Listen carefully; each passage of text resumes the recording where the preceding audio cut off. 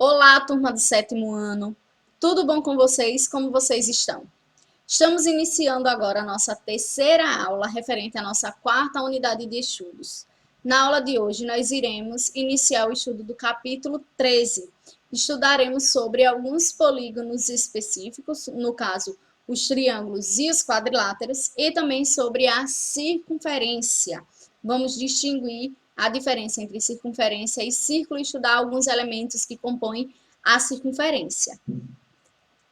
Vocês vão abrir o livro de vocês na página 234, que nós vamos iniciar estudando sobre os triângulos. Peguem o livro de vocês, o caderno, lápis, caneta, borracha, material necessário e vamos iniciar a nossa aula. Como eu falei na página 234, falando sobre triângulos. Definição. Dados três pontos não alinhados, A, B e C, que significa não alinhados? Eles não podem estar na mesma linha, os três pontos. Dois podem, um precisa estar diferente. Então, eu posso ter até dois pontos alinhados, mas o terceiro, ele não pode estar alinhado com os outros dois. Chama-se de triângulo a união dos segmentos AB, BC e CA. Vou mostrar isso aqui geometricamente para vocês entenderem melhor essa definição. Então, dado um ponto A, um ponto B e um ponto C, observe que eles não estão alinhados, não estão na mesma linha. Vai chamar-se de triângulo e segmento, a união dos segmentos. Quando eu ligar AB, o que é o segmento AB? Ó? Esse tracinho em cima, né, significa segmento. É o segmento que vai ligar o ponto A até o ponto B. Então, esse segmento, quando eu ligo o segmento AB, o segmento de B até C e o segmento de C até a união desses segmentos forma o que nós chamamos de triângulos. Um triângulo é um polígono que tem três vértices, três lados e três ângulos. Quais são os elementos que compõem esse triângulo? Lembra, vocês ouviram o que eu falei? Um triângulo tem três vértices, três lados e três ângulos. Então, o primeiro que nós vamos falar são sobre os vértices. O que são os vértices? São aqueles pontos que nós fizemos antes de montar o triângulo. Lembra que eu coloquei três pontos não alinhados? Esses pontos não alinhados são os vértices. Então, aqui, ó, esse ponto A é um vértice, o ponto B é outro vértice e o ponto C é outro vértice. Esses três pontos que eu vou ligar os segmentos, eles são chamados de vértices. Então, nós temos três A, nesse caso desse triângulo A, B e C. Dependendo do triângulo que você for fazer, o que o problema trouxer, esses vértices podem ter outras nomenclaturas ou outras letras representando eles. Temos também os lados. O que são os lados? São os segmentos que vai unir esses vértices. Então, esses três segmentos que eu fiz aqui, ó, unindo os vértices, eles são chamados de lados. Então, eu tenho três. Eu tenho o segmento AB, o CA e o BC. Então, são também três lados. Então, três vértices, três lados e três ângulos, que são os ângulos internos. O que são ângulos internos? São os ângulos formados pela união, pela abertura de dois segmentos. Cada vértice vai possuir um ângulo interno. Então, para esse vértice aqui, eu não tenho esse segmento, o AB e o segmento CA. Então, aqui nessa abertura, eu tenho um ângulo. Aqui no vértice C, eu também tenho o segmento CA e o BC. Eu tenho aqui uma abertura, um ângulo. E no vértice B, a mesma coisa, eu vou ter um ângulo. Então, em cada vértice, nós temos um ângulo. Como é que eu consigo identificar os ângulos de um polígono, seja ele qual for? É só eu identificar os vértices, que são os pontos que saem os segmentos de reta. Se eu identificar, eu sei que em cada vértice eu vou ter um ângulo interno. Então, aqui, cada vértice um ângulo. Olha, aqui, ó. No vértice A, eu tenho um ângulo, tá? Como é que eu escrevo, denoto esse ângulo? Sempre o vértice vai ser a letra do meio e tem um chapeuzinho. E as outras letras são os pontos das outras extremidades. Então, esse ângulo aqui é o ângulo BAC, tá? Temos aqui no vértice C outro ângulo. O C, que é o vértice, fica no meio com o chapeuzinho. E os outros pontos que formam o ângulo são os pontos das extremidades. Então, esse ângulo aqui é o ângulo CB. E aqui, por fim, no vértice B, outro ângulo, que é o ângulo ABC, certo? Então, temos aqui 3 ângulos internos. Então, os triângulos, que são figuras geométricas planas, são polígonos, tem 3 vértices, 3 lados, 3 ângulos internos. E para formar um ângulo, eu preciso de 3 pontos, que vão ser os meus vértices, que não estejam alinhados, e chama-se de triângulo quando eu fizer a ligação desses segmentos. Propriedades importantes do triângulo. Soma dos ângulos internos. Essa propriedade é muito importante, é muito utilizada e ela nos ajuda a resolver alguns problemas. Quem foi meu aluno no ano passado estudou isso, talvez você não tenha sido meu aluno, também tenha estudado. Qual é essa propriedade da soma dos ângulos internos? Em qualquer triângulo, qualquer um, nós vamos ver a classificação desse triângulo daqui a pouco, tá? Mas seja qual for o triângulo que você esteja trabalhando, qualquer um, ele pode ter a nomenclatura que quiser, a forma que quiser, qualquer um deles. A soma dos ângulos internos é sempre igual a 180. Eu tenho 3 ângulos, não é isso? Então, quando eu somar o valor desse ângulo com o valor desse e o valor desse, somar os 3 valores, tem que dar 180. Nem pode dar menos e nem vai exceder, nem vai dar mais. Vai dar exatamente 180 graus. Se você quiser fazer um teste, desenhe qualquer triângulo numa folha aí de papel, pode ser no seu caderno. Depois, com um transferidor, meça os ângulos desse triângulo. Você vai ver que a soma desses ângulos vai dar 180 graus. Então, temos aqui, ó. Em qualquer triângulo, a soma dos ângulos internos é sempre igual a 180. Eu coloquei um triângulo aqui, qualquer do lado, tá? Então, o que isso significa? Que quando eu somar os lados desse triângulo, tem que dar 180. Nesse triângulo que eu coloquei aqui especificamente, é um triângulo retângulo. Nós vamos falar sobre essas classificações daqui a pouco. O que significa? Que esse ângulo aqui embaixo é um ângulo reto. Ou seja, forma um quadradinho. Essas duas retas eu consigo montar um quadradinho e ele mede 90 graus. Então, esse triângulo aqui, retângulo, já tem aqui um ângulo reto, aqui já mede 90. Digamos que o problema me informou que esse outro ângulo aqui, tá? Esse outro ângulo aqui adjacente seja 50 graus. Então, eu tenho 2 ângulos. Esse é 90 e esse é 50. Eu tenho como descobrir a medida desse outro ângulo.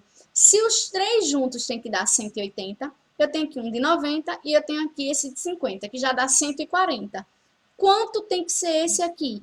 Esse outro só vai poder ser 40, não pode ser diferente, porque a soma deles não pode exceder e nem pode dar menos de que 180. Então, essa propriedade é importante porque nos ajuda e auxilia a descobrir ângulos que estão faltando ali no meu triângulo para resolver problemas.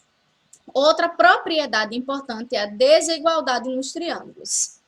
Em todo triângulo, ao maior lado opõe-se o maior ângulo e vice-versa. O que isso significa? Que se aqui eu sei que esse aqui é o meu maior lado, digamos que o triângulo informou aqui o valor dos lados. Aqui visualmente a gente já consegue perceber. Esse lado é o maior lado do triângulo.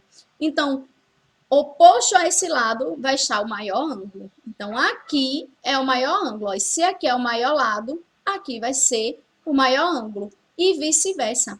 Se eu sei que aqui é 90, aqui 40 e aqui 50, logo, aqui vai ser o maior lado, porque está oposto ao maior ângulo, e aqui vai ser o menor lado do triângulo, porque está oposto ao menor ângulo. Então, os lados e os ângulos vão ser meio que correspondentes. Se eu tenho o maior ângulo, o lado oposto é o maior lado. Se eu tenho o menor ângulo, o lado oposto vai ser o menor lado. Essa propriedade também é importante na hora de resolver alguns exercícios. Então, vamos supor esse triângulo, eu tinha colocado aqui as medidas, ó, 5 centímetros, 3 centímetros e 4. Esse triângulo aqui, retângulo, ele tem 4 centímetros, 5 e 3. No estudo posterior, nós vamos ver que esse maior lado aqui, o que está oposto ao ângulo reto, ele é chamado de hipotenusa, tá? Em outras oportunidades nós vamos estudar isso. Então, sempre oposto ao maior ângulo vai ter o maior lado, e oposto ao menor ângulo, o menor lado. Ao ângulo intermediário, vai estar o lado também intermediário, tá? Se eu tiver aqui dois ângulos com a mesma medida, os dois lados também vão ter a mesma medida. Classificação dos triângulos. Aí é onde nós vamos estudar quais são as classificações. Os triângulos, eles são classificados de dois modos. Quanto aos lados, ou seja, nós esquecemos quais são os valores dos ângulos que compõem esse triângulo. Vamos observar apenas quais são as medidas do lado dele. Ou com relação aos ângulos. Aí, quando a gente for classificar quanto aos ângulos, a gente esquece qual é a medida dos lados, não importa qual é a medida que tem os lados, a gente olha só a medida dos ângulos. Então, o triângulo ele pode receber duas classificações. Uma, quando você observa só os lados dele, e outra, quando você observa só os ângulos. Então, um mesmo triângulo, ele pode receber dois nomes, duas classificações. Uma classificação quanto ao lado, outra classificação quanto aos ângulos. Então, vamos ver aqui as classificações quanto aos lados. Nesse caso, a gente não estuda os ângulos do triângulo, tá bom? Chama-se de equilátero os triângulos que possuem os três lados com a mesma medida. Ou seja, em um triângulo equilátero, os três lados possuem a mesma medida. Quando vocês veem um triângulo que os três lados dele têm o mesmo valor, a mesma medida, esse triângulo, portanto, é chamado de equilátero. Observe aqui que ele não deu qual é a medida dos lados, mas ele botou um tracinho, tá? Em cada um dos lados. Inclusive, fez questão de colocar da mesma cor para dizer que a medida desse lado, seja ela qual for, é igual à medida desse, que é igual à medida desse. Então, esse triângulo aqui tem os três lados com a mesma medida e mede um tracinho azul. Seja esse tracinho azul qual que for a medida. Ele tem os três lados iguais. Logo, esse triângulo é chamado de equilátero. Que é um triângulo equilátero? É um triângulo que possui os três lados com a mesma medida. Ele pode ser chamado de isósceles, ou seja, possui apenas dois lados com a mesma medida, e um não. Então, aqui os três lados têm a mesma medida, aqui são dois que tem. Observe que ele não botou o tracinho aqui embaixo, tá? Então, quando ele não coloca, ele quer dizer o quê? Que esse lado e esse possuem a mesma medida, possuem um tracinho, a medida desse lado é um tracinho azul.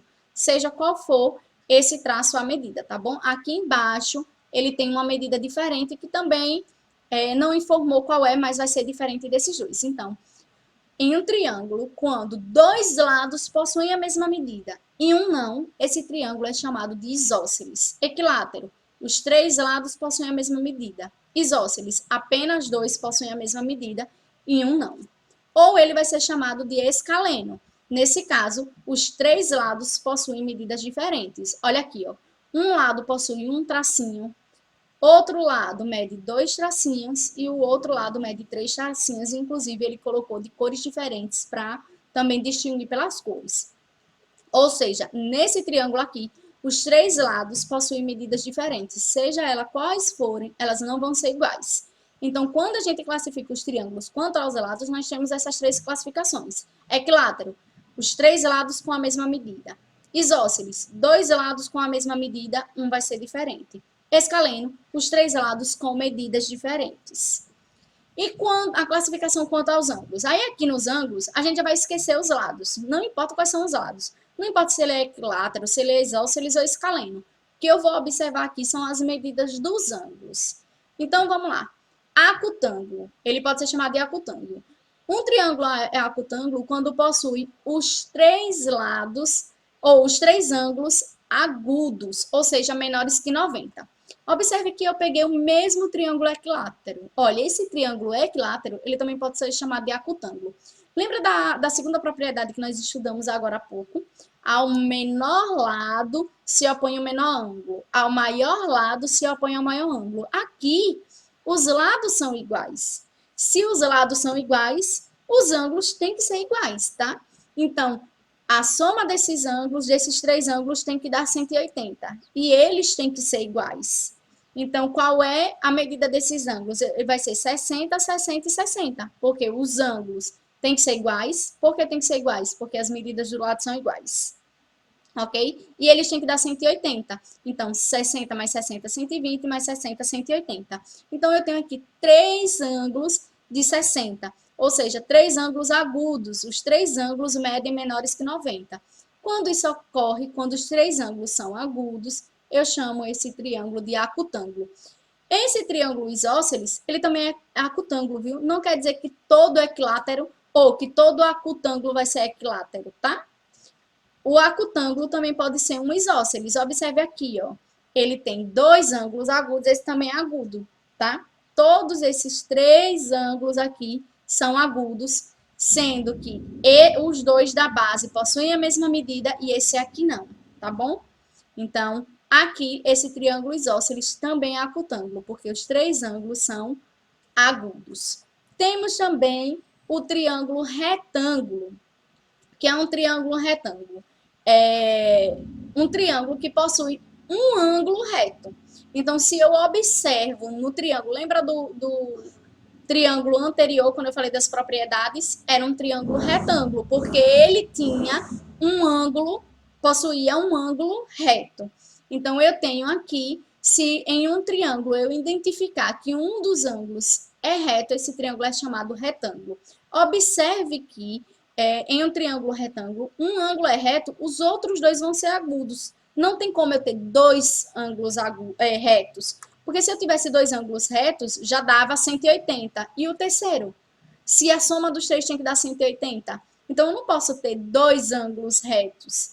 Eu só posso ter um ângulo reto e os outros dois seriam agudos. Então, se eu tenho um ângulo reto, o triângulo é chamado de retângulo. Não importa aqui os lados. Nesse caso aqui, esse triângulo ele pode ser isósceles ou ele pode ser também escaleno, tá? Pode ter as três medidas diferentes, como foi quando eu mostrei as propriedades, aquele triângulo ele era escaleno, possuía uns três lados diferentes, ou ele pode ser isósceles, tá bom? E temos também o obtusângulo. O que é um ângulo, ou o que é um triângulo obtusângulo? Um dos ângulos desse triângulo vai ser obtuso. Eu peguei o exemplo do escaleno. Veja, esse triângulo escaleno, ele possui um ângulo obtuso, ou seja, maior do que 90. Se esse ângulo aqui, como é que eu sei que esse ângulo é maior que 90? Para ele ser 90, eu teria um segmento aqui reto, aí, perpendicular. Ele teria um segmento. Ele passou, tá vendo? O ângulo passa do segmento reto. Imagina, para eu deixar ele assim reto, eu teria que ter esse segmento aqui perpendicular, né? Ó, teria que ter um segmento aqui. Ele passa, então, esse ângulo aqui é obtuso, é maior que 90. Esses outros dois vão ser agudos, tá? Então, se eu tenho um ângulo obtuso, o meu triângulo é chamado obtusângulo. Classificação quanto aos ângulos. Ou os três ângulos são agudos, eu chamo acutângulo. Ou tem um ângulo reto, eu chamo retângulo. Ou tem um ângulo obtuso, eu chamo obtusângulo. Então, aqui as duas classificações dos triângulos, quanto aos lados e quanto aos ângulos. Um mesmo triângulo vai receber duas classificações. Por exemplo, equilátero e acutângulo. Ou, por exemplo, escaleno e obtusângulo. Isósceles, acutângulo. Retângulo, isósceles. E assim a gente vai classificando, lembrando que sempre eles vão ter duas classificações. Vamos falar agora dos quadriláteros. Definição: quadrilátero é um polígono que possui 4 lados e 4 ângulos internos. Logo, 4 vértices também, já que cada ângulo é em um vértice. Então, tá aqui um quadrilátero qualquer. Eu tenho aqui de azul os meus vértices, tá? 4 vértices. E temos aqui os lados, que são os segmentos que eu coloquei em verde. Quais são os elementos? Os vértices. Então, em cada um desses pontos, para montar o meu quadrilátero, eu tenho um vértice. Então, eu tenho aqui o vértice A, B, C e D. 4 vértices. Temos também os lados, que são os segmentos que unem os vértices. Então, os lados AB, BC, CD e o DA. Então, como lados, aqui 4. E temos também os ângulos internos, da mesma forma dos triângulos, só que aqui no quadrilátero eu vou ter 4, porque em cada vértice eu tenho um. Tem lá, ó, o ângulo aqui, BAD, aqui o ângulo ABC, ângulo BCD, ângulo CDA. 4 ângulos internos. Qual é uma das propriedades dos ângulos? Lembra do triângulo? A soma dos ângulos internos de um triângulo dá 180. No quadrilátero, em qualquer que seja ele, qualquer que seja o quadrilátero, a soma dos ângulos internos vai ser sempre igual a 360. No triângulo, dá 180. No quadrilátero, 360. Por quê? Porque todo e qualquer quadrilátero é formado por 2 triângulos. Então, se eu pegar qualquer quadrilátero e eu ligar os 2 vértices opostos, eu formo assim 2 triângulos. Então, se eu ligo aqui o vértice A, o vértice C, eu vou ficar com um triângulo de um lado, outro triângulo do outro. Se cada um desses triângulos soma-se 180 nos ângulos internos, então 180 mais 180, 360.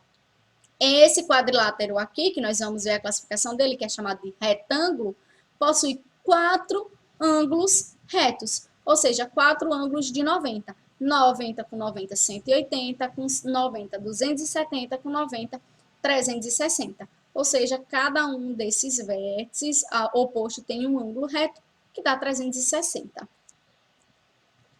Vamos falar sobre alguns quadriláteros especiais. Eu mostrei ali um exemplo de um quadrilátero qualquer. Nós temos os quadriláteros que nós chamamos de especiais, e eles são separados em 2 grupos, os paralelogramos e os trapézios. Nós vamos falar primeiro sobre o paralelogramo, daqui a pouco eu falo sobre os trapézios. O que é o paralelogramo? É todo quadrilátero que possui seus 2 pares de lados paralelos entre si. Então, eu vou mostrar aqui e vou falar geometricamente para vocês entenderem.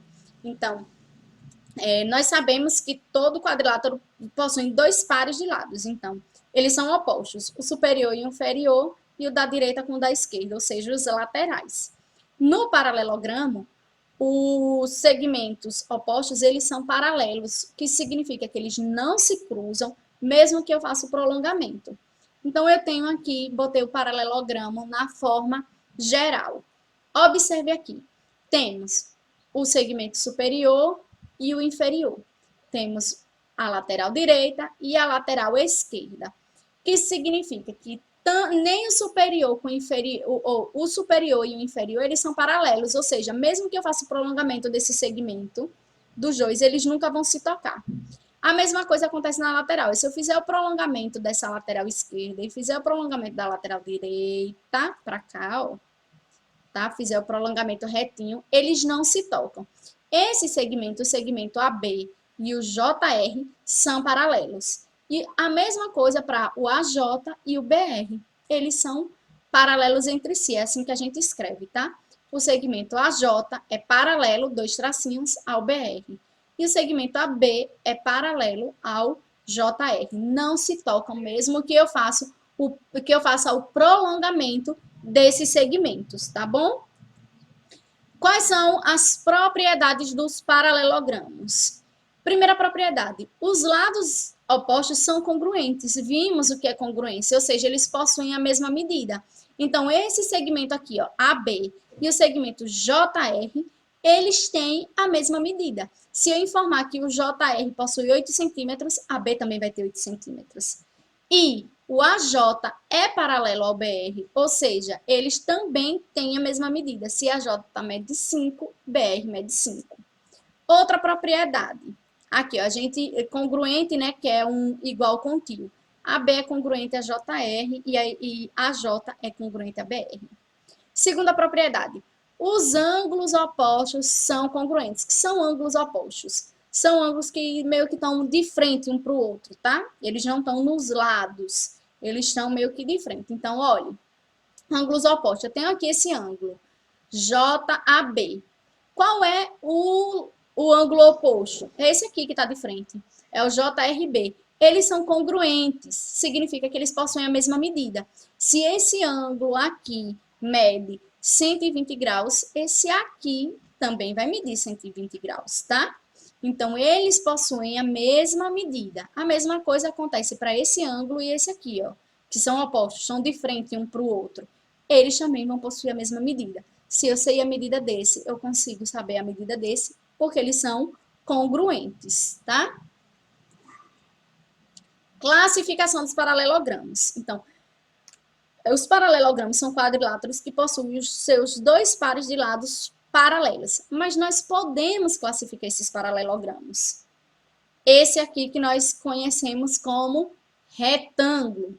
É um paralelogramo que possui os quatro ângulos internos retos e os lados opostos congruentes entre si. Vamos lá.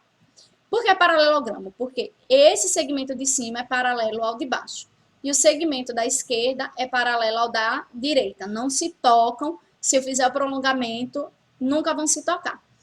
Ele é chamado de retângulo porque os quatro ângulos dele são retos. Além disso, seus lados opostos possuem a mesma medida, ou seja, a medida de cima, desse segmento de cima, é a mesma medida do segmento de baixo. O segmento da esquerda possui a mesma medida do segmento da direita. Aí essa figura é chamada de retângulo.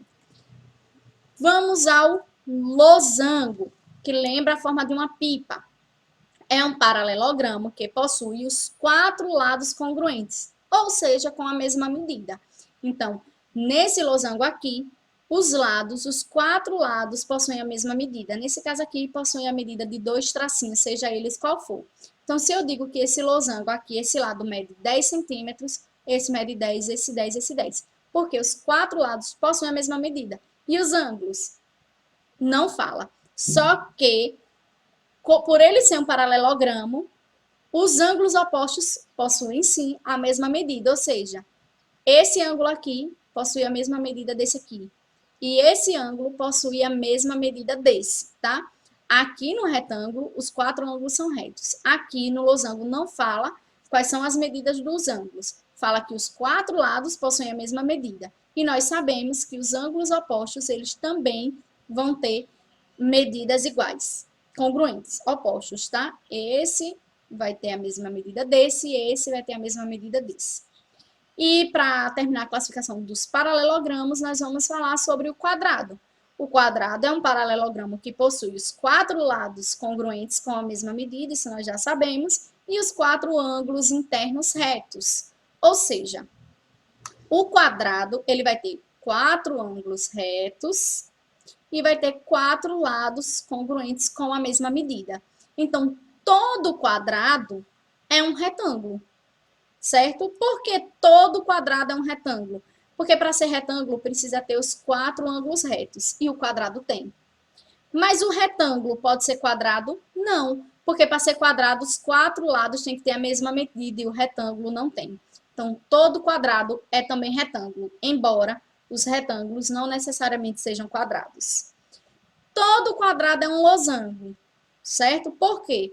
Porque o quadrado tem os quatro lados iguais e o losango tem os quatro lados iguais. Mas os losangos pode ser chamado de quadrado? Não, porque para ser quadrado tem que ter os ângulos retos. E observe aqui que o losango não tem. Então, o quadrado é um retângulo especial, é um losango especial. Ele é o mais bonitinho de todo. Ele pega todas as propriedades e se junta nele.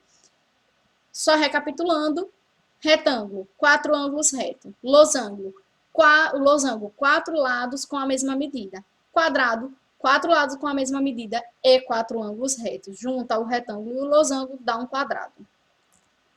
Vamos agora para os trapézios. Lembra, eu falei que os quadriláteros são divididos em dois grupos. O trapézio, ou os paralelogramas, que é retângulo, losango e quadrado, e o trapézio.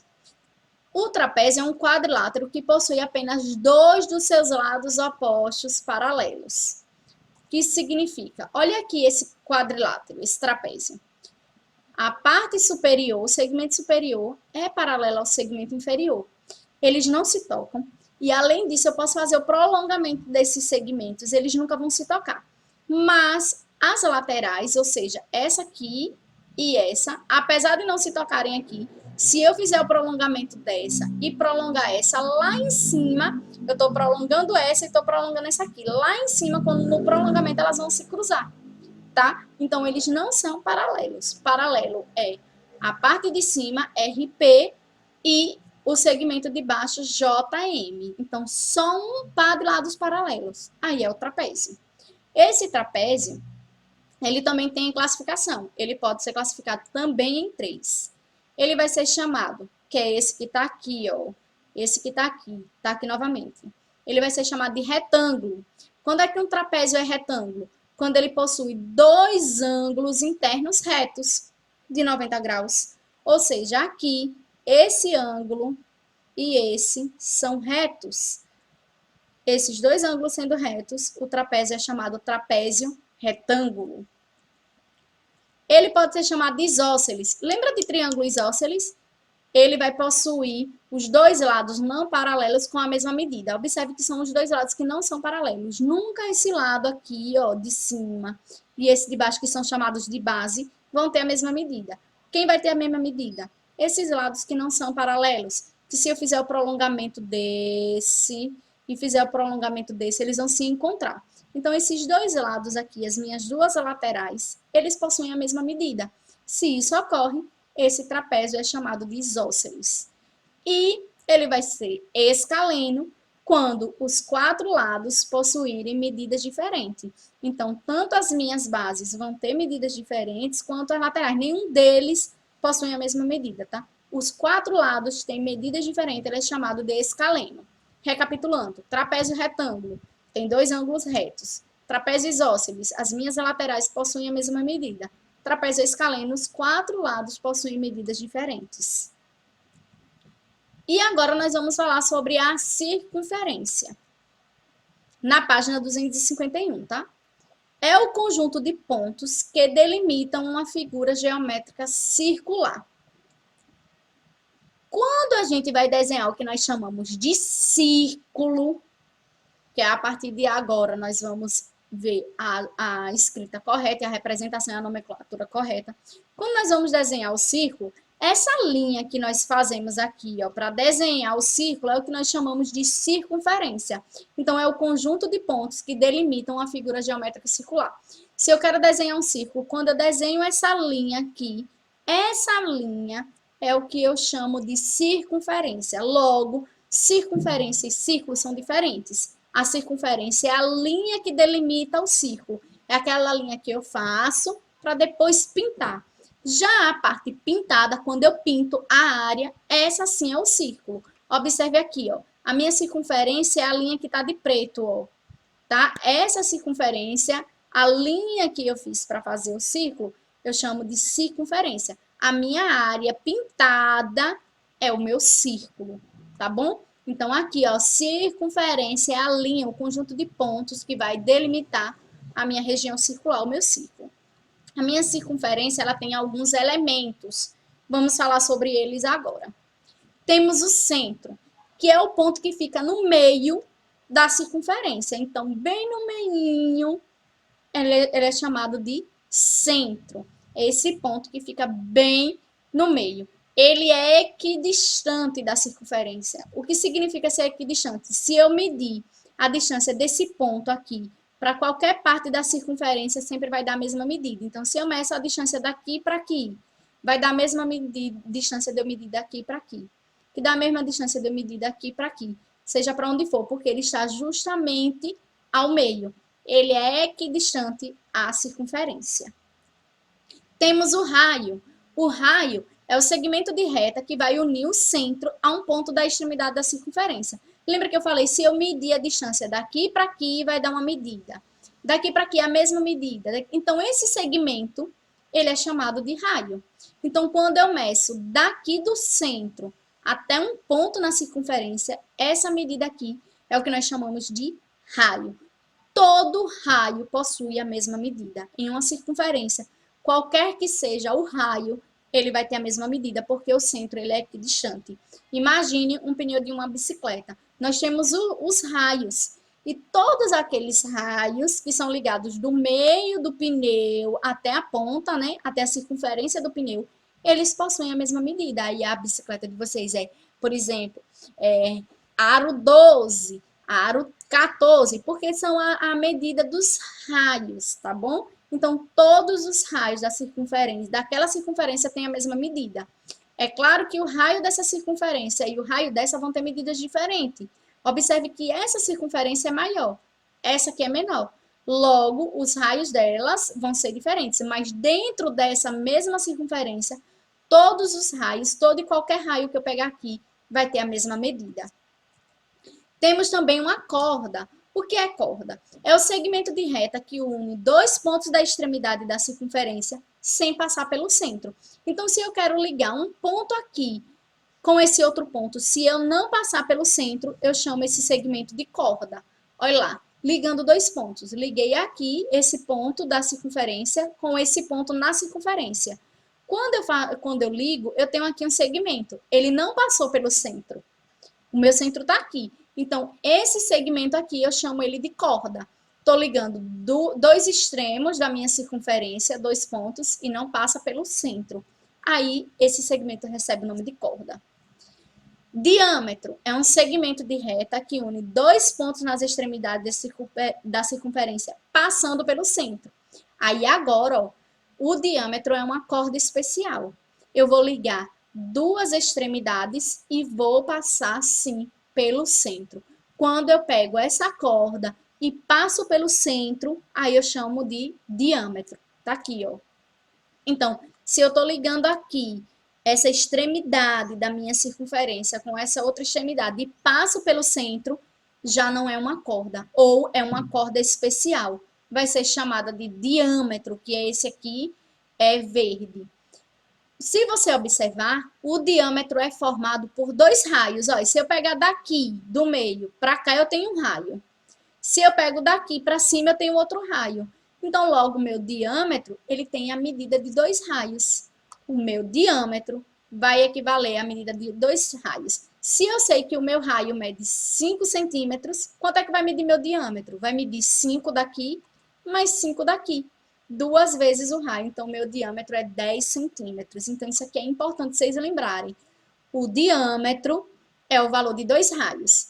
Se o problema der o valor do diâmetro, eu tenho como saber o valor do raio. Por quê? Porque o meu raio é a metade do diâmetro. Ou seja, digamos que ele não deu o valor do raio. Então, ele falou, em uma circunferência cujo diâmetro é 12 centímetros. Qual é o valor do raio? Se aqui é 12 e eu tenho dois raios, então eu vou ter 6, né? O meu raio vai ser 6. Vai ser 6 para esse de cima e 6 para esse de baixo. E são todos iguais. E logo o meu raio é 6 centímetros. Então, o diâmetro é duas vezes o raio. E o raio é a metade do diâmetro. Para finalizar os elementos, temos também o arco. O arco é o segmento angular, tá? Que une dois pontos da circunferência. Tá vendo aqui a corda? Eu não liguei aqui dois pontos, um segmento reto. Essa curva aqui, esse segmento angular aqui, eu tentei desenhar, tá? Não saiu bem perfeitinho, porque eu tive que fazer manual com o mouse. Consegui fazer o melhor que eu pude. Então, esse segmento aqui angular, que tá de rosa, é o que nós chamamos de arco, tá bom? Arco é o segmento que vai unir esse ponto a esse outro aqui, e ele é angular, ele não é um segmento reto, beleza? E para finalizar, nós sabemos que para calcular o perímetro de qualquer figura, basta eu somar os lados dessa figura, né? Assim, então o perímetro de um quadrado, eu somo os 4 lados do quadrado, os valores. Perímetro de um triângulo, eu somo os 3 lados desse triângulo. Mas na circunferência, que é na verdade é uma linha, que é um conjunto de pontos circulares, né? Que delimitam a região circular, eu não tenho como somar os lados. Então, para calcular o perímetro da circunferência, eu vou utilizar essa forma aqui, ó.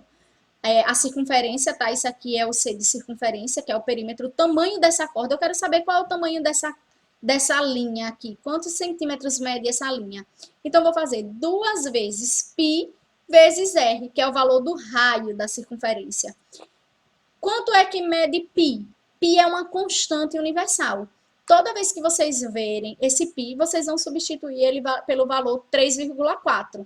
Então, para eu encontrar o valor da minha circunferência, eu vou fazer 2 vezes 3,4, que é o valor de π, vezes o valor do raio. Nessa circunferência aqui, vamos dizer que o meu raio seja 5. Então, eu vou fazer 2 vezes π vezes 5. 2 vezes 5, 10. 10 vezes 3,14 vai dar 31,4 centímetros. Então, essa corda aqui, essa circunferência, na verdade, essa circunferência aqui, mede 31,4 centímetros, tá? Aqui, o tamanho dessa circunferência é menor do que essa. Visualmente a gente enxerga, porque os raios são diferentes. Então, para calcular o perímetro, eu faço 2 vezes o valor de π, que é 3,14, vezes o valor do raio da circunferência, tá bom? Assim eu encontro o perímetro da circunferência. Encerramos nossa aula de hoje e para exercitar esses conteúdos de triângulo, quadrilátero e circunferência, vocês vão fazer essas seguintes atividades. Para cada um desses assuntos, uma atividade. Rosa, a atividade que está aqui de rosa. Triângulo, a atividade que está de azul. Quadrilátero, a atividade que está de verde. Circunferência. Então, na página 236 e 237, vocês vão fazer da questão 1 até a questão 5. Na página 244 e 245, vão fazer da questão 9 até a 11. E na página 253, vocês vão fazer a questão 24 e 25. Bons estudos e até a próxima aula.